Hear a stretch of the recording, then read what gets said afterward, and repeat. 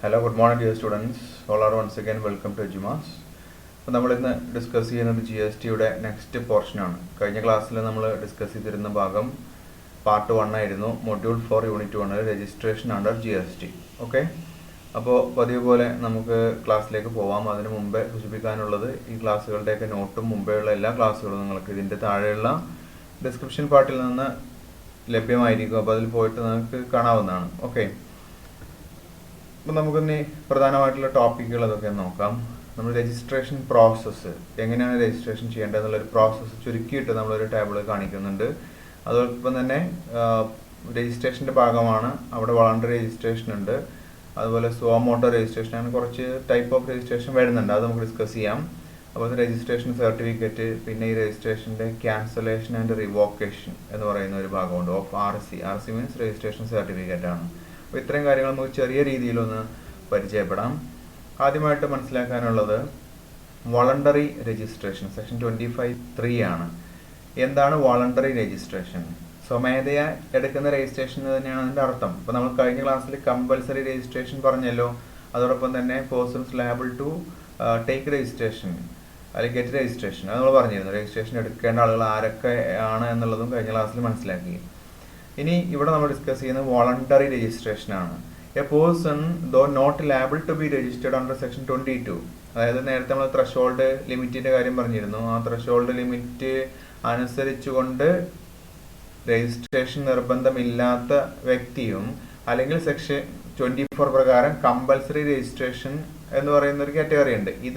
ഇത് രണ്ട് പ്രകാരവും രജിസ്ട്രേഷൻ ചെയ്യാൻ ബാധ്യതയില്ലാത്ത ഒരു വ്യക്തിക്ക് may get himself registered voluntarily, അദ്ദേഹത്തിന് സ്വമേധയാ രജിസ്ട്രേഷൻ ചെയ്യാവുന്നതാണ്. And all provisions of this act are applicable to a registered person shall apply to such person. ഇനി അദ്ദേഹം അങ്ങനെ ചെയ്തു കഴിഞ്ഞാൽ, വോളണ്ടറി രജിസ്ട്രേഷൻ എടുത്തു കഴിഞ്ഞാൽ, ഈ നിയമപ്രകാരമുള്ള എല്ലാ പ്രൊവിഷൻസും ഒരു രജിസ്റ്റേർഡ് വ്യക്തിക്ക് എങ്ങനെയാണോ അതുപോലെ ഇദ്ദേഹത്തിനും ആപ്ലിക്കബിൾ ആയിരിക്കും.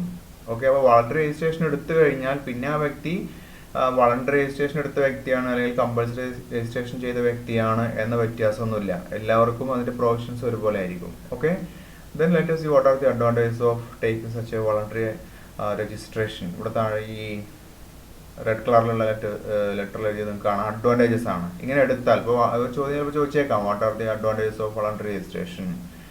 അപ്പോൾ അതിന് ഉത്തരം ഇതായിരിക്കും. ഒന്ന്, അട്രാക്ട്സ് ട്രസ്റ്റ് ഓഫ് കസ്റ്റമേഴ്സിന്റെ വിശ്വാസ്യത നേടുന്നു. കാരണം രജിസ്ട്രേഷൻ ഉണ്ടാവുക എന്ന് പറയുമ്പോൾ ആളുകൾക്ക് ട്രസ്റ്റ് ഉണ്ടാവില്ല. ഇത് നമ്മൾ നേരത്തെ കണ്ടതാണ്. Legal right to collect tax and to issue tax invoice. അപ്പോൾ നിയമപരമായിക്കൊണ്ട് തന്നെ ടാക്സ് കളക്ട് ചെയ്യാനും ടാക്സ് ഇൻവോയ്സ് ഇഷ്യൂ ചെയ്യാനുമുള്ള ഒരു റൈറ്റ് കിട്ടുന്നുണ്ട്. അതുപോലെ ബെനിഫിറ്റ്സ് ഓഫ് ഇൻപുട്ട് ടാക്സ് ക്രെഡിറ്റിന്റെ ബെനിഫിറ്റ് ഇദ്ദേഹത്തിന് കിട്ടും. ഓപ്പർച്യൂണിറ്റി ഫോർ ബിസിനസ് ഡെവലപ്മെന്റ്, ഇദ്ദേഹത്തിന്റെ ബിസിനസ് ഡെവലപ്പ് ചെയ്യുന്നതിനുള്ള സാധ്യതകൾ കൂടുതൽ കിട്ടുകയാണ്. കാരണം കൂടുതൽ ബിസിനസ് വരും, ആളുകളുടെ ട്രസ്റ്റ് ഉണ്ടാവും. ഇതൊക്കെ അതിനേക്കുള്ള റീസൺസ് ആണല്ലോ. Last one is easy to make interstate sales വളരെ ഈസി ആയിട്ട് അദ്ദേഹത്തിന് ചെയ്യാൻ പറ്റുന്നു എന്നുള്ളതാണ്. അപ്പോൾ ഇൻപുട്ട് ടാക്സ് ഒക്കെ അദ്ദേഹത്തിന് ക്രെഡിറ്റ് ചെയ്യാം. അപ്പോൾ അതുകൊണ്ട് ഇൻപുട്ട് ടാക്സ് ക്രെഡിറ്റ് ഒക്കെ അദ്ദേഹത്തിന് ക്ലെയിം ചെയ്യാം. അതുകൊണ്ട് അത്തരം പ്രശ്നങ്ങളൊന്നും പിന്നീട് ഉണ്ടാവുന്നില്ല. അപ്പോൾ അതുകൊണ്ടൊക്കെ തന്നെ ഇന്റർസ്റ്റേറ്റ് സെയിൽസും മറ്റും ഈസി ആയിട്ട് ചെയ്യാവുന്നതാണ്. ഇതാണ് വോളണ്ടറി രജിസ്ട്രേഷനെ പറ്റി ചോദിച്ചു കഴിഞ്ഞാലുള്ള അത്യാവശ്യ കാര്യങ്ങൾ. ഇനി നെക്സ്റ്റ് വരുന്നത് സുവമോട്ടോ രജിസ്ട്രേഷൻ ആണ്. ഈ സുവമോട്ടോ എന്ന് പറഞ്ഞതിൻ്റെ ഒരു മീനിങ് എന്ന് പറഞ്ഞാൽ വിത്തൗട്ട് ഒരു റിക്വസ്റ്റ് പ്രകാരമൊന്നും അല്ലാതെ സ്വമേധയാ ഒരു ചെയ്യുന്ന പോലെയുള്ളതാണ്. മറ്റൊരാളുടെ റിക്വസ്റ്റ് ഇല്ലാതെ എന്നുള്ള രീതിയിലാണ്. ഇപ്പോൾ സെക്ഷൻ 25(8) നമുക്ക് എന്താ നോക്കാം. വേറെ person who is liable to be registered under this act. ഒരു വ്യക്തി ഈ ആക്ടിന്റെ അണ്ടറിൽ അദ്ദേഹം രജിസ്റ്റർ ചെയ്യാൻ ലയബിൾ ആണ്. But he fails to obtain registration. അദ്ദേഹം ആ ഒരു രജിസ്ട്രേഷൻ ലഭിക്കുന്നതിന് അദ്ദേഹം ഫെയിൽ ആവുന്നു, അദ്ദേഹത്തിന് ചെയ്യാൻ പറ്റുന്നില്ല. അങ്ങനെയാണെങ്കിൽ the proper officer may proceed to register such person. അപ്പോൾ ഈ ടാക്സ് വിഭാഗത്തിലെ ഒരു ഉദ്യോഗസ്ഥൻ, അതിനാരാണോ കൺസേൺഡ് ആയിട്ടുള്ള അതോറിറ്റിയുള്ള വ്യക്തിയെങ്കിൽ അദ്ദേഹം ഈ വ്യക്തിക്ക് ഒരു ടെമ്പററി രജിസ്ട്രേഷൻ നൽകുന്നതിന് വേണ്ടിയിട്ടുള്ള നടപടികൾ സ്വീകരിക്കുന്നു. അപ്പം അങ്ങനെ ഇദ്ദേഹം ഈ ഒരു ഓഫീസർ മറ്റൊരാളുടെ റിക്വസ്റ്റ് പ്രകാരമൊന്നും അല്ലാതെ രജിസ്ട്രേഷൻ നടപടികൾ സ്വീകരിക്കുന്നു. അത്തരത്തിൽ ചെയ്യുന്ന രജിസ്ട്രേഷനാണ് നമ്മൾ സുവമോട്ടോ രജിസ്ട്രേഷൻ എന്ന് പറയുന്നത്. ഇനി അങ്ങനെ ഒരു വ്യക്തി രജിസ്ട്രേഷൻ കിട്ടിയാൽ such A person should apply for registration. അപ്പോൾ ഇതൊരു ടെമ്പററി ബേസിസിലായിരിക്കും രജിസ്ട്രേഷൻ കൊടുക്കുന്നത്. അപ്പോൾ അങ്ങനെ ടെമ്പററി രജിസ്ട്രേഷൻ കിട്ടുന്ന ആ വ്യക്തി ശരിയായ രജിസ്ട്രേഷന് വേണ്ടിയിട്ട് ഈ ടെമ്പററി രജിസ്ട്രേഷൻ ഗ്രാൻഡ് ചെയ്തിട്ടുള്ള ആ ഡേറ്റ് മുതൽ 90 ദിവസത്തിനകം പിന്നീട് ആപ്ലിക്കേഷൻ കൊടുത്തിരിക്കണം എന്നുള്ളതാണ്. ഓക്കെ, അപ്പോൾ മനസ്സിലായല്ലോ സുവോ മോട്ടോ രജിസ്ട്രേഷൻ. ഇനി നെക്സ്റ്റ് വരുന്നതാണ് deemed registration, section 25. The grand of registration നൽകുക അല്ലെങ്കിൽ or the unique identity number. അപ്പോൾ ഇവിടെ UIN എന്ന് പറയുന്നൊരു സാധനമുണ്ട്.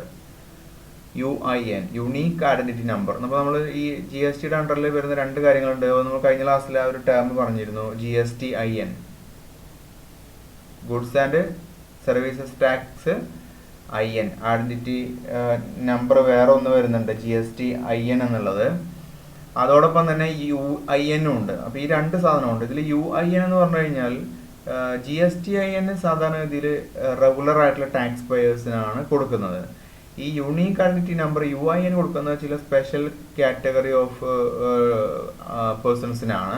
ഫോർ എക്സാമ്പിൾ ആയിട്ട് പറഞ്ഞാൽ UN-ന്റെ ഏജൻസികൾ, ഓക്കെ, UN-ന്റെ ഏജൻസികൾ അല്ലെങ്കിൽ കോൺസുലേറ്റ്സ്, ഇങ്ങനെയൊക്കെയുള്ള ചില പ്രത്യേക അതുപോലെ വിഭാഗത്തിൽപ്പെട്ട ആളുകളുണ്ട്. അല്ലെങ്കിൽ സെൻട്രൽ ഗവൺമെന്റ് നോട്ടിഫൈ ചെയ്യുന്ന ഒക്കെ തരത്തിലുള്ള ചില പ്രത്യേക വിഭാഗത്തിൽപ്പെട്ട ആളുകൾ. ഓക്കെ, അപ്പോൾ അത്തരത്തിലുള്ള ആളുകൾക്ക് കൊടുക്കുന്നതാണ് യൂണീക്ക് ഐഡന്റിറ്റി നമ്പർ എന്ന് പറയുന്ന ഈ ഒരു നമ്പർ. ഓക്കെ, അപ്പോൾ ഈ UIN അല്ലെങ്കിൽ ഈ രജിസ്ട്രേഷനോ ഗ്രാൻഡ് ചെയ്യുന്നു under the state goods and services tax, അതായത് SGSTയുടെ അണ്ടറിലാവാം അല്ലെങ്കിൽ UTGSTയുടെ അണ്ടറിലാവാം. അപ്പോൾ അങ്ങനെ നൽകി കഴിഞ്ഞാൽ shall be deemed to be a grant of registration. അതിനെ എന്തായിട്ട് കണക്കാക്കും? രജിസ്ട്രേഷൻ നൽകിയതുപോലെ തന്നെ അതിനെ കണക്കാക്കുന്നു എന്നുള്ളതാണ്. Or the UID under this act, അല്ലെങ്കിൽ ആ ഒരു UID ആയിട്ട് കണക്കാക്കും. അതിന് കുറച്ച് കണ്ടീഷൻസ് ഉണ്ട്. That the application for registration or the UID number has not been rejected under this act. അത് ഈ ഒരു ഇതിന് ഒരാൾ രജിസ്ട്രേഷന് വേണ്ടിയിട്ട് ആദ്യം അപേക്ഷിക്കുമല്ലോ, അപേക്ഷ കിട്ടിയിട്ട് ആ അപേക്ഷ നിരസിക്കാൻ പാടില്ല, അത് റിജക്റ്റ് ചെയ്യപ്പെടരുത്, അല്ലെങ്കിൽ UID നമ്പർ റിജക്റ്റ് ചെയ്യപ്പെടാൻ പാടില്ല. അതായത് ഇതിൻ്റെ ഒരു നിശ്ചിത സമയമുണ്ട്, ആ സമയത്തിനകത്ത് ആ ഒരു ആപ്ലിക്കേഷൻ റിജക്റ്റ് ഒന്നും ചെയ്യാൻ പാടില്ല. അപ്പോൾ റിജക്റ്റ് ചെയ്യാത്തിടത്തോളം കാലം ആ ഒരു സാധനം എന്തായിട്ട് കണക്കാക്കും? നമ്മൾ രജിസ്ട്രേഷൻ നൽകിയതിന് തുല്യമായിട്ട് അതിനെ കണക്കാക്കുന്നുള്ളതാണ്. അതായത് ഇപ്പോൾ ഒരു എക്സാമ്പിളായിട്ട് പറയുകയാണെന്നുണ്ടെങ്കിൽ, എക്സാമ്പിൾ അല്ല, അത് അതിൻ്റെ ഒരു റൂളാണ്. ഒരാളുടെ രജിസ്ട്രേഷനുള്ള അപേക്ഷ കിട്ടിയാൽ അതിൽ പ്രോപ്പർ ഓഫീസർ അതിൽ തീരുമാനം എടുക്കേണ്ടുന്ന ടൈമുണ്ട്, സമയപരിധി ഉണ്ട്. ഇപ്പോൾ 3 ദിവസത്തിനകത്തൊന്നും അദ്ദേഹം അതിന് വേണ്ട നടപടിക്രമങ്ങളൊന്നും എടുത്തില്ല എങ്കിൽ, അതായത് ഈ രജിസ്ട്രേഷന് അപേക്ഷ കിട്ടി 3 ദിവസത്തിനകത്ത് ഈ പ്രോപ്പർ ഓഫീസർ ആക്ഷൻ എടുക്കണം എന്നുള്ളതാണ്. അപ്പോൾ അദ്ദേഹം അത് ആക്ഷൻ എടുക്കുന്നതിലൊക്കെ ഫെയിലായി കഴിഞ്ഞു കഴിഞ്ഞാൽ ഈ ഡീംഡ് രജിസ്ട്രേഷൻ സംഭവിച്ചതായിട്ട് കണക്കാക്കും. അപ്പോൾ അതിന് വേറെ കുറേ കണ്ടീഷൻസ് ഉണ്ട്, അതെല്ലാം അതിന് സാറ്റിസ്ഫൈ ചെയ്യണം. ഓക്കെ, അതിൻ്റെ വിശദാംശങ്ങളിലേക്കൊന്നും നമ്മൾ പോകുന്നില്ല. അപ്പോൾ അത് മനസ്സിലാക്കി വെക്കുക, ഇതാണ് ഡീംഡ് രജിസ്ട്രേഷൻ എന്നുള്ളത്. സെക്ഷൻ 25. ഇനി നമുക്ക് നെക്സ്റ്റ് മനസ്സിലാക്കാനുള്ളത് രജിസ്ട്രേഷൻ സർട്ടിഫിക്കറ്റിനെ പറ്റിയിട്ടാണ്. Issue of registration certificate rule 10 ആണത് വരുന്നത്. ഈ certificate of registration in form GST-REG 06 ആണ് കേട്ടോ. അപ്പോൾ ഫോമിൻ്റെ നമ്പറൊക്കെ ഓർത്ത് വെക്കുക, ഫോം നെയിം. ഈ നമ്പറിലാണ് നമ്മൾ രജിസ്ട്രേഷൻ സർട്ടിഫിക്കറ്റ് കൊടുക്കുന്നത്. Showing the principal place of business, അതായത് ഇയാളുടെ ഈ ബിസിനസ്സുകാരൻ്റെ അയാളുടെ പ്രിൻസിപ്പൽ പ്ലേസ് ഓഫ് ബിസിനസ് ഉണ്ടാവും. അതുപോലെ തന്നെ അഡീഷണൽ, അതായത് മെയിൻ ബിസിനസ് ചെയ്യുന്ന സ്ഥലം ഉണ്ടാവില്ല അത്, അതിൻ്റെ അഡീഷണൽ പ്ലേസ് അല്ലെങ്കിൽ പ്ലേസസ്. അതോടൊപ്പം തന്നെ അദ്ദേഹം ബിസിനസ് ചെയ്യുന്ന മറ്റ് അഡീഷണൽ സ്ഥലങ്ങളൊക്കെ ഉണ്ടായിരിക്കും. Of business shall be made available to the applicant on the common portal. GSTയുടെ കോമൺ പോർട്ടൽ ഉണ്ടല്ലോ, അവരുടെ വെബ്സൈറ്റ്, അതിൽ ഈ ഒരു സർട്ടിഫിക്കറ്റ് ഓഫ് രജിസ്ട്രേഷൻ ലഭ്യമാക്കുന്നു എന്നുള്ളതാണ് ഈ നടപടിക്രമങ്ങളൊക്കെ കഴിഞ്ഞതിന് ശേഷം. ഇനി ഇതിൽ ഒരു GST ഐഡന്റിഫിക്കേഷൻ നമ്പർ GSTIN ഈ രജിസ്ട്രേഷൻ സർട്ടിഫിക്കറ്റിൽ നൽകിയിട്ടുണ്ടായിരിക്കും.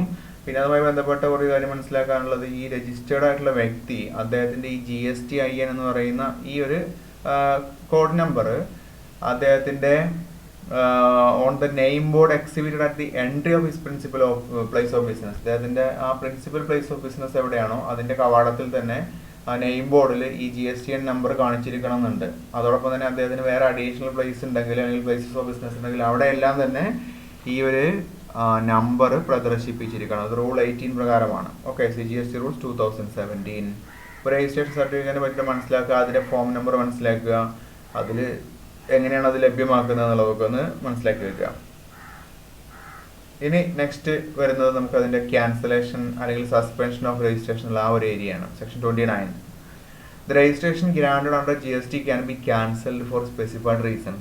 ചില പ്രത്യേക കാരണങ്ങൾ സംഭവിച്ചു കഴിഞ്ഞാൽ ഈ രജിസ്ട്രേഷൻ നമുക്ക് ക്യാൻസൽ ചെയ്യാവുന്നതാണ്. The cancellation can either be initiated by the department on their own motion. അതായത് അത് ഇൻകം ടാക്സ് ഡിപ്പാർട്ട്മെന്റ് സ്വമേധയാ മുന്നോട്ട് വന്നുകൊണ്ട് തന്നെ ഈ ക്യാൻസലേഷൻ ചെയ്യാം. മനസ്സിലായല്ലോ? അതാണ് ഒരു സാഹചര്യം. അല്ലെങ്കിൽ ഈ രജിസ്ട്രേഷൻ എടുത്തിട്ടുള്ള ഈ ബിസിനസ്സുകാരനുണ്ടല്ലോ, അയാൾക്ക് തന്നെ ഡിപ്പാർട്ട്മെന്റിനോട് റിക്വസ്റ്റ് ചെയ്യാം ക്യാൻസൽ ചെയ്യാൻ വേണ്ടിയിട്ട്. അപ്പോൾ ഈ രണ്ട് രീതിയിലും ക്യാൻസലേഷൻ സംഭവിക്കാം. ഒന്ന്, ടാക്സ് അതോറിറ്റി സ്വമേധയാ ചില കാരണങ്ങൾ സംഭവിക്കുമ്പോൾ ക്യാൻസൽ ചെയ്യുന്നു. രണ്ടാമത്തെ ഓപ്ഷൻ, ഈ കച്ചവടക്കാരൻ തന്നെ ക്യാൻസലേഷൻ റിക്വസ്റ്റ് ചെയ്യുന്നു. ഈ രണ്ട് സാഹചര്യമാണുള്ളത്. ഇനി അതിന്റെ പ്രൊവിഷൻസ് ഒക്കെ കവർ ചെയ്യുന്ന സെക്ഷനും കാര്യങ്ങളൊക്കെ എഴുതിയിട്ടുണ്ട്. സെക്ഷൻ 29 റൂൾ 20-22 ആണ് ഡിസ്കസ് ചെയ്യുന്നത്. ഓക്കെ, ഇനി ഇതുമായി ബന്ധപ്പെട്ട ചില സ്റ്റാറ്റ്യൂട്ടറി പ്രൊവിഷൻസ് ആണ്. അതിലൊന്ന് 29(1) പ്രകാരം പറയുന്നത് proper officer may either on his own motion, അദ്ദേഹത്തിന്റെ ഓൺ മോഷൻ എന്ന് പറയുമ്പോൾ അദ്ദേഹം സ്വമേധയാ ചെയ്യുന്നതാണ്, or on an application filed by a registered person, അല്ലെങ്കിൽ ഈ നേരത്തെ പറഞ്ഞ പോലെ ഈ രജിസ്റ്റേർഡ് ആയിട്ടുള്ള ആ വ്യക്തി നൽകുന്ന ആപ്ലിക്കേഷന്റെ പുറത്ത്, അല്ലെങ്കിൽ ഓർ ഹിസ് ലീഗൽ ഹയർ, അല്ലെങ്കിൽ ഇദ്ദേഹത്തിന്റെ ലീഗൽ ഹയർ വരൂല, അനന്തരാവകാശികൾ. അതെപ്പോഴായിരിക്കും വരുന്നത്? ഇൻ കേസ് ഇയാൾ മരിക്കുകയൊക്കെ ആണെങ്കിൽ അദ്ദേഹത്തിന് അനന്തരാവകാശികൾ രജിസ്ട്രേഷൻ ക്യാൻസലേഷന് വേണ്ടിയിട്ടൊക്കെ അപേക്ഷ കൊടുത്തേക്കാം. അപ്പൊ അവർക്ക് ഇത് ക്യാൻസൽ ചെയ്യാവുന്നതാണ് അർത്ഥം. രണ്ട് രീതിയിൽ ചെയ്യാം. ഒന്ന്, വ്യക്തി സ്വമേധയാലോ അല്ലെങ്കിൽ അദ്ദേഹത്തിന് ലീഗൽ ഹയേഴ്സോ, അതുമല്ലെങ്കിൽ ഈ ഉദ്യോഗസ്ഥര് നേരിട്ട് മുൻകൈ എടുത്തുകൊണ്ടോ ചെയ്യാവുന്നതാണ്. ഇനി നമുക്ക് മനസ്സിലാക്കാനുള്ളത് അതിന്റെ ചില സാഹചര്യങ്ങളുണ്ട്. A registered person can file an application for cancellation in the following circumstances. അപ്പോൾ ഒരു രജിസ്റ്റർ ചെയ്തിട്ടുള്ള വ്യക്തിക്ക് ഏതെല്ലാം സാഹചര്യങ്ങളിൽ ഈ രജിസ്ട്രേഷൻ സർട്ടിഫിക്കറ്റ് ക്യാൻസൽ ചെയ്യുന്നതിന് വേണ്ടിയിട്ട് അപേക്ഷിക്കാം എന്നുള്ളതാണ്. ഒന്ന്, the business has been discontinued, അദ്ദേഹം ചെയ്തിരുന്ന ബിസിനസ് നിർത്തി, അല്ലെങ്കിൽ അത് അമാൽഗമേറ്റ് ചെയ്തു, അല്ലെങ്കിൽ അത് ഡിസ്പോസ് ചെയ്തു, അല്ലെങ്കിൽ അത് ട്രാൻസ്ഫർ ചെയ്തു. Okay, fully due to the death of the proprietor or for any other reason. അതായത് ആ പ്രൊപ്പറൈറ്റർ നടത്തിയിരുന്ന ആളുടെ മരണം കാരണത്താൽ ആ ബിസിനസ് ഫുള്ളായി ട്രാൻസ്ഫർ ചെയ്യുകയോ അല്ലെങ്കിൽ മറ്റെന്തെങ്കിലും കാരണം, ഈ പറഞ്ഞതല്ലാത്ത ഏതെങ്കിലും കാരണത്താലോ ഒക്കെ ആ ബിസിനസ് ഡിസ്കണ്ടിന്യൂ ഒക്കെ ചെയ്യുകയാണ്. പിന്നെ മറ്റൊന്ന്, ചേഞ്ച് ഇൻ കോൺസ്റ്റിറ്റ്യൂഷൻ ഓഫ് ബിസിനസിന്റെ കോൺസ്റ്റിറ്റ്യൂഷനിൽ ഒരു ചേഞ്ച് സംഭവിച്ചു കഴിഞ്ഞാൽ. പിന്നെ മറ്റൊന്നുള്ളത്, a taxable person ceases to become liable for registration. ഈ ടാക്സബിൾ ആയിട്ടുള്ള ഈ വ്യക്തി ഉണ്ടായിരുന്നല്ലോ, ഇദ്ദേഹം നിയമപരമായിട്ട് ഈ രജിസ്ട്രേഷനുള്ള ആ ലാബിലിറ്റി അല്ലെങ്കിൽ അങ്ങനെ ലാബിൾ ആവുക എന്നുള്ള അവസ്ഥയിൽ നിന്ന് അദ്ദേഹം എന്താ പറയാ, അതിനെ സീസസ് ടു ബിക്കം ലാബിൾ എന്ന് പറഞ്ഞു. അതായത് അദ്ദേഹത്തിന് അതിനുള്ള ബാധ്യത ഇല്ലാതാവുന്ന ഒരു അവസ്ഥയാണ്. Okay, under section 22. അതായത് ആ 22 എന്താ പറഞ്ഞത്? അഗ്രഗേറ്റ് ടേൺ ഓവർ എന്ന് പറയുന്ന ഒരു ഭാഗം ഉണ്ടല്ലോ. അഗ്രഗേറ്റ് ടേൺ ഓവർ നമ്മൾ നേരത്തെ കണ്ടു 20 lakh അല്ലെങ്കിൽ 10 lakh അങ്ങനെ പല കേസിലും അത് വരുന്നുണ്ട്. ആ ഒരു ത്രഷോൾഡ് ലിമിറ്റ് എന്താ പറയാ ക്രോസ് ചെയ്യുമ്പോഴാണല്ലോ ഇദ്ദേഹത്തിന് ഈ ലാബിലിറ്റി വരുന്നത്. അപ്പൊ അയാളുടെ ബിസിനസ് അതിന്റെ താഴേക്ക് വരുന്ന അതൊരു സാഹചര്യമാണല്ലോ. അങ്ങനെ വന്നു കഴിഞ്ഞാൽ അദ്ദേഹത്തിന് ഈ ക്യാൻസലേഷന് വേണ്ടിയിട്ട് റിക്വസ്റ്റ് ചെയ്യാം. അല്ലെങ്കിൽ നമ്മൾ സെക്ഷൻ 24 പ്രകാരം മാൻഡേറ്ററി രജിസ്ട്രേഷൻ, കമ്പൽസറി രജിസ്ട്രേഷൻ പറഞ്ഞിരുന്നു. Or intends to opt out of the voluntary registration, അല്ലെങ്കിൽ അദ്ദേഹം വോളണ്ടറി രജിസ്ട്രേഷൻ ചെയ്ത അത് അദ്ദേഹം ഓപ്റ്റ് ഔട്ട് ചെയ്യാൻ തീരുമാനിക്കുന്നു, അത് അദ്ദേഹം ഒഴിവാക്കാൻ വേണ്ടിയിട്ട് ഡിസൈഡ് ചെയ്യുന്നു. ഇങ്ങനെയുള്ള കാരണങ്ങളൊക്കെ കൊണ്ട് ഒരു രജിസ്റ്റേർഡ് വ്യക്തിക്ക് അദ്ദേഹത്തിന്റെ രജിസ്ട്രേഷൻ ക്യാൻസൽ ചെയ്യുന്നതിന് വേണ്ടിയിട്ട് അപ്ലൈ ചെയ്യാവുന്നതാണ്. ഇതാണ് അദ്ദേഹത്തിന്റെ ഭാഗത്തു നിന്നുള്ള മൂവ്മെന്റ്. ഇനി അടുത്തത് വരുന്നത് പ്രോപ്പർ ഓഫീസറാണ്. ഈ ടാക്സ് അതോറിറ്റിയിലെ officer may cancel the registration of a taxable person from such date. അപ്പോൾ ആ ഒരു തീയതി മുതൽ ഇൻക്ലൂഡിങ് ഇനി retrospective rate in the following cases ആണ് കേട്ടോ. അപ്പോൾ എന്തായാലും മുൻകാല പ്രാബല്യത്തിലൊക്കെ ഉണ്ടെങ്കിൽ ആ ഡേറ്റ് ഒക്കെ ഉൾപ്പെടെയുള്ള ഒരു തീയതി തൊട്ട്, അല്ലെങ്കിൽ എന്നാണോ അങ്ങനെ ഒരു സംഭവം സംഭവിക്കുന്നതെങ്കിൽ അത് മുതൽക്കുള്ള തീയതി മുതൽക്ക് ഇദ്ദേഹത്തിന് രജിസ്ട്രേഷൻ ക്യാൻസൽ ചെയ്യാവുന്നതാണ്. ഒരു ടാക്സബിൾ പേഴ്സണിന്റെ രജിസ്ട്രേഷൻ ക്യാൻസൽ ചെയ്യാം. ഇനി അത് ഏതൊക്കെ സാഹചര്യത്തിൽ ഇദ്ദേഹം ചെയ്യാന്നുള്ളതാണ് നോക്കാനുള്ളത്. ചിലപ്പോൾ ഇത് രണ്ടും സെപ്പറേറ്റ് രണ്ട് ക്വസ്റ്റ്യനായിട്ട് ചോദിച്ചേക്കാം. ഒരു ടാക്സബിൾ പേഴ്സൺ ഏതെല്ലാം സിറ്റുവേഷനിൽ അദ്ദേഹത്തിന്റെ തൊട്ട് മുമ്പ് കണ്ടല്ലോ രജിസ്ട്രേഷൻ ക്യാൻസൽ ചെയ്തേക്കാം. അല്ലെങ്കിൽ ഒരു ഓഫീസർ അദ്ദേഹത്തിന്റെ സ്വമേധയുള്ള തീരുമാനപ്രകാരം ഏത് സാഹചര്യത്തിൽ രജിസ്ട്രേഷൻ ക്യാൻസൽ ചെയ്തേക്കാം. അതിന്റെ ഉത്തരാണത്. ഒന്ന്, the registered taxable person has contravened provisions of the act or the rules made thereunder. അതായത് ഈ രജിസ്റ്റേർഡ് ആയിട്ടുള്ള ഈ വ്യക്തി കോൺട്രാവ്യൂൺ ചെയ്യുന്നുണ്ട്. കോൺട്രാവ്യൂൺ ചെയ്യാന്ന് പറഞ്ഞാൽ ലംഘിക്കുക എന്ന് പറയാം നമുക്ക്. ഇതിന്റെ ഈ നിയമപ്രകാരമുള്ള കാര്യങ്ങളൊന്നും ചെയ്യാതെ അല്ലെങ്കിൽ റൂൾസോ ഈ ആക്ടുമായി ബന്ധപ്പെട്ട മറ്റു കാര്യങ്ങളൊക്കെ ഒരു എന്താ പറയുക ലംഘനം ഇദ്ദേഹത്തിന്റെ ഭാഗത്തു നിന്നുണ്ടാവുകയാണ്. അത് അദ്ദേഹം അനുസരിക്കാതെ വരുന്നൊരു സാഹചര്യത്തിൽ. രണ്ടാമത്തത് A person paid tax under composition scheme. ഈ കോമ്പോസിഷൻ സ്കീമൊക്കെ നമ്മൾ നേരത്തെ പഠിച്ചിട്ടുണ്ട്. ഈ സ്കീം പ്രകാരം ടാക്സ് അടക്കേണ്ടുന്ന ഒരു വ്യക്തി has not furnished returns for 3 consecutive tax periods. തുടർച്ചയായ 3 ടാക്സ് പീരീഡിൽ ഇദ്ദേഹം റിട്ടേൺസ് ഫർണിഷ് ചെയ്യുന്നില്ല. ഓക്കെ, ആ ഒരു കേസിലും ഇദ്ദേഹത്തിന്റെ രജിസ്ട്രേഷൻ ക്യാൻസൽ ചെയ്യാൻ അധികാരം ഉണ്ടായിരിക്കും. മറ്റൊന്ന് any taxable person other than composition leader. ഈ കോമ്പോസിഷൻ ഡീലർ. ഈ കോമ്പോസിഷൻ ഡീലർ അല്ലാത്ത മറ്റൊരു ടാക്സിബിൾ വ്യക്തി, ഏതൊരു ടാക്സിബിൾ വ്യക്തിയുടെയും has not furnished return for a continuous period of 6 months. 6 മാസം തുടർച്ചയായിട്ട് റിട്ടേൺ സബ്മിറ്റ് ചെയ്യുന്നില്ല. അപ്പോൾ സാധാരണ വ്യക്തികളുടെ കേസിൽ 6 മാസവും കോമ്പോസിഷൻ ഡീലറുടെ കേസിൽ 3 മാസവുമാണ്. ഓക്കെ, അപ്പോൾ അതങ്ങനെ ചെയ്യാതിരുന്നാൽ ബന്ധപ്പെട്ട ആളുകൾക്കെതിരെ നടപടി എടുക്കാമെന്നർത്ഥം. പിന്നെ ഒന്നുള്ളത് D, any person who has taken voluntary registration has not commenced business. ഒരാൾ വോളണ്ടറി രജിസ്ട്രേഷൻ എടുത്തിരുന്നു, പക്ഷെ അദ്ദേഹം ആ വോളണ്ടറി രജിസ്ട്രേഷൻ എടുത്ത അത് മുതൽ 6 മാസത്തിനകത്ത് തുടങ്ങണം എന്നുണ്ട് ബിസിനസ്, അദ്ദേഹം തുടങ്ങിയില്ല. അങ്ങനെയാണെങ്കിൽ ഇദ്ദേഹത്തിന്റെ രജിസ്ട്രേഷൻ ക്യാൻസൽ ചെയ്യാം. മറ്റൊന്നുള്ളത് registration has been obtained by means of fraud, wilful misstatement or suppression of facts.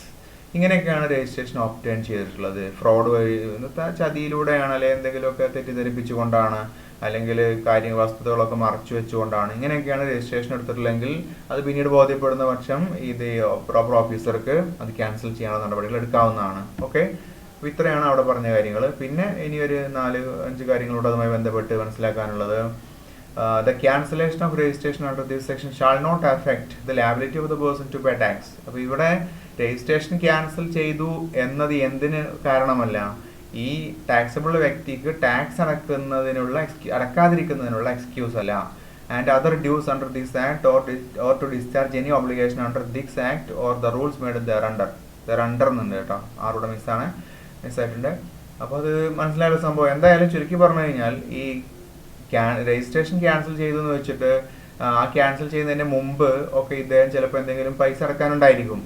Okay, അല്ലെങ്കിൽ ആ മുമ്പത്തെ പീരീഡിലുള്ളത് അസസ് ചെയ്യുന്നത് ചിലപ്പോൾ ഇദ്ദേഹം ഈ ഒരു ക്യാൻസലേഷൻ ചെയ്തതിന് ശേഷമാവും. അങ്ങനെയൊക്കെ സംഭവിച്ചാൽ പോലും ആ പീരീഡിലുള്ള ലാബിലിറ്റി ഡിസ്ചാർജ് ചെയ്യുന്നതുമായി ബന്ധപ്പെട്ടും അല്ലെങ്കിൽ ടാക്സ് അടക്കുന്നതുമായി ബന്ധപ്പെട്ടും ഇദ്ദേഹത്തിന് ഉത്തരവാദിത്വം ഉണ്ടായിരിക്കും എന്നാണ് മനസ്സിലാക്കാനുള്ളത്.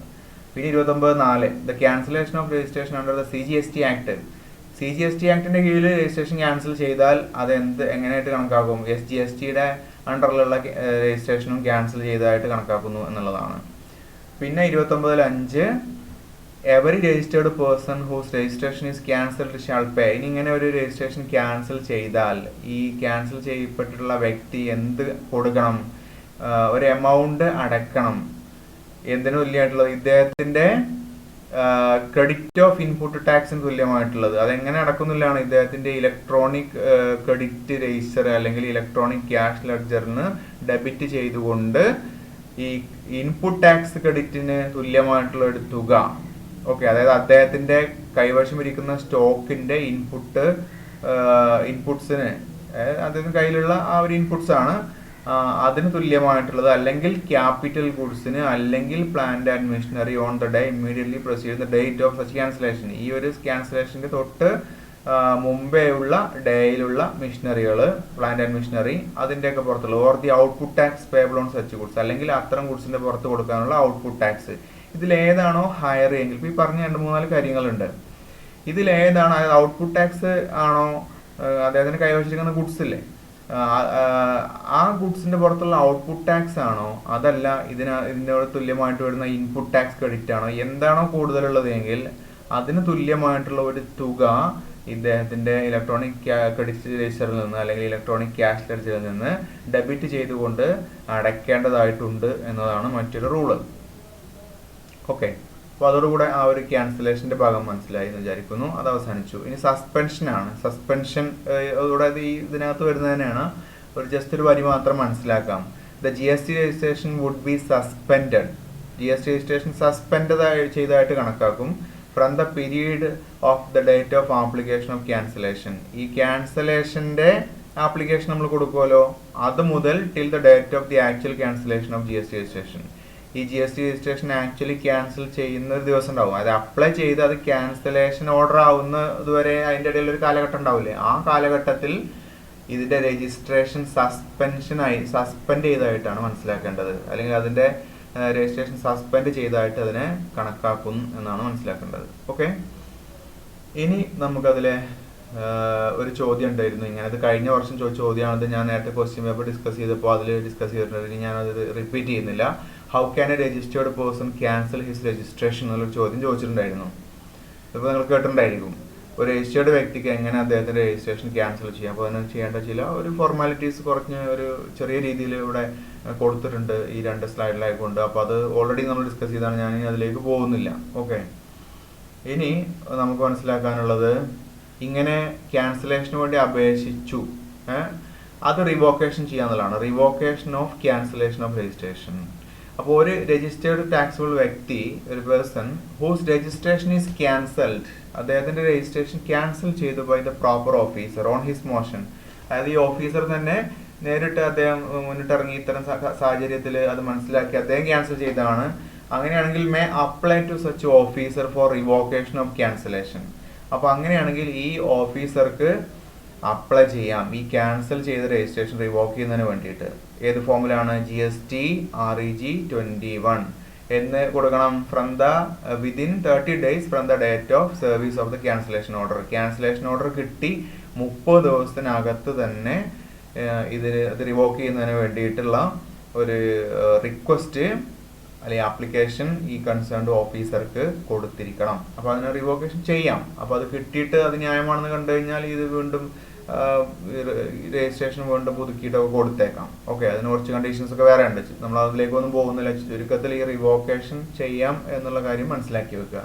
അതിൻ്റെ ഫോം നമ്പർ അറിയണം, അതിൻ്റെ പീരീഡും അറിയണം. മനസ്സിലായല്ലോ? ക്യാൻസലേഷൻ ഓർഡറിൻ്റെ അവിടെ നിന്ന് അങ്ങോട്ട് 30 ദിവസത്തിനകത്ത് കൊടുക്കണം. GST REG 21. ഇനി രജിസ്ട്രേഷൻ പ്രോസസ്സാണ്. അപ്പോൾ അതിൽ കുറച്ച് പ്രോസസ്സുകൾ കാണുക, നിങ്ങളൊന്ന് വായിച്ചു നോക്കുക. ഞാൻ ഓരോന്നോരോന്ന് പറയുന്നില്ല, അതൊന്ന് കാണാതെ പഠിക്കുന്നത് നന്നായിരിക്കും. ഒരു പക്ഷേ രജിസ്ട്രേഷൻ പ്രോസസ്സൊക്കെ ചോദിച്ചു കഴിഞ്ഞാൽ ഇത് ഇതേപോലെ പറയേണ്ടി വരും, എഴുതേണ്ടി വരും. അപ്പോൾ സ്റ്റെപ്പ് 1 നമ്മൾ എന്ത് ചെയ്യണം? Fill part A of form GST REG 01. നമ്മൾ നേരത്തെ മനസ്സിലാക്കിയാൽ രജിസ്ട്രേഷൻ്റെ ആപ്ലിക്കേഷൻ കൊടുക്കേണ്ട ഫോം ഏതാണ്? സ്റ്റാർട്ട് ചെയ്യുന്ന ഫോമിനെയാണ് മനസ്സിലാക്കുക. 0 നമ്പർ 1 ആണ്. അപ്പോൾ അതിൻ്റെ പാർട്ട് A നമ്മൾ ഫില്ല് ചെയ്ത് കൊടുക്കണം. അതിനുശേഷം നമ്മൾ പാൻ നമ്പർ കൊടുക്കണം, ഇമെയിൽ ID കൊടുക്കണം, മൊബൈൽ നമ്പർ കൊടുക്കണം. അങ്ങനെ പിന്നീട് ഓൺലൈൻ വെരിഫിക്കേഷൻ ഓഫ് പാൻ എന്ന് പറഞ്ഞാൽ അറിയാലോ, പെർമനന്റ് അക്കൗണ്ട് നമ്പർ, നമ്മൾ പാൻ നമ്പർ ഇല്ലേ, അതാണ്. അപ്പോൾ അതിന് ഇമെയിൽ ID വെരിഫൈ ചെയ്യും, മൊബൈൽ നമ്പർ വെരിഫൈ ചെയ്ത് OTP വഴി വെരിഫിക്കേഷൻ ചെയ്യുന്നുണ്ട്. പിന്നെ sending temporary application reference number two mobile number and email. അതുപോലെ തന്നെ അപ്പോൾ ഒരു ടെമ്പററി ആയിട്ടുള്ള ഒരു ആപ്ലിക്കേഷൻ റെഫറൻസ് നമ്പർ നമ്മളെ മൊബൈലിലേക്കും ഇമെയിലിക്കും ഒക്കെ അയക്കും. ഇങ്ങനെയാണ് ഇത് ഇതിൻ്റെ പ്രൊസീജിയർ വരുന്നത്. ഇങ്ങനെയെല്ലാം കൂടെ പറയണ്ടല്ലോ. 5ാമത് പറയുന്നതെന്ന് ജസ്റ്റ് അവിടെ പറയാം. പിന്നെ നമ്മൾ അതിൻ്റെ ആ സ്റ്റേജ് കഴിഞ്ഞാൽ പിന്നെ ഇതിൻ്റെ B പാർട്ട് നമ്മൾ കംപ്ലീറ്റ് ചെയ്യണം. After verifying with reference number provided and completing authentication of Aadhaar. Okay, അതായത് ആധാർ ഓപ്റ്റ് ചെയ്ത ആളുകൾക്ക്, ആധാർ ഓതൻറ്റിക്കേഷൻ ഓപ്റ്റ് ചെയ്ത ആളുകൾ ആധാറിൻ്റെ ഓതൻറ്റിക്കേഷൻ പ്രോസസ്സും കൂടെ കംപ്ലീറ്റ് ചെയ്യണം.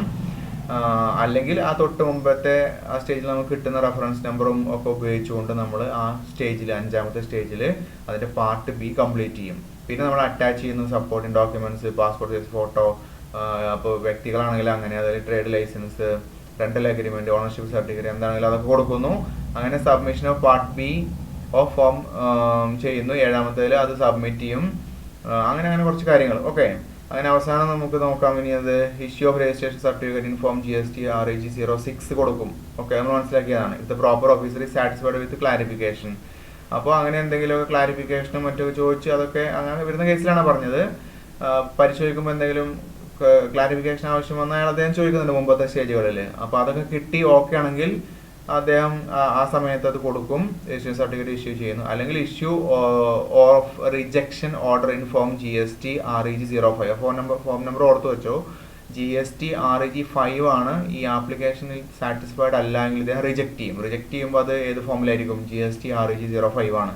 അപ്പോൾ എല്ലാം ഓക്കെ ആണെങ്കിൽ അദ്ദേഹം രജിസ്ട്രേഷൻ സർട്ടിഫിക്കറ്റ് ഇഷ്യൂ ചെയ്യുന്നു. ഓക്കെ അല്ല എങ്കിൽ റിജക്ഷൻ ചെയ്യും. ഇത്രയാണ് അതിൻ്റെ രജിസ്ട്രേഷൻ പ്രോസസ്സ്. അപ്പോൾ അതോടുകൂടെ ഈ ചാപ്റ്ററിലെ പ്രധാനപ്പെട്ട ഭാഗങ്ങളൊക്കെ പരീക്ഷൻ്റെ പോയിന്റ് ഓഫ് വ്യൂവിൽ നമ്മളിപ്പോൾ ഡിസ്കസ് ചെയ്തെന്ന് മനസ്സിലാക്കുന്നു. ഇനി നമുക്ക് നെക്സ്റ്റ് ഉള്ളത് യൂണിറ്റ് 2 ആണ്. Module 2 unit 2 tax invoice, debit not and credit note. അപ്പോൾ അത് നമുക്ക് അടുത്ത ക്ലാസ്സിൽ മനസ്സിലാക്കാം. അപ്പോൾ ഇത്രയും പറഞ്ഞ കാര്യങ്ങൾ മനസ്സിലായി വിചാരിക്കുന്നു. Thank you for watching.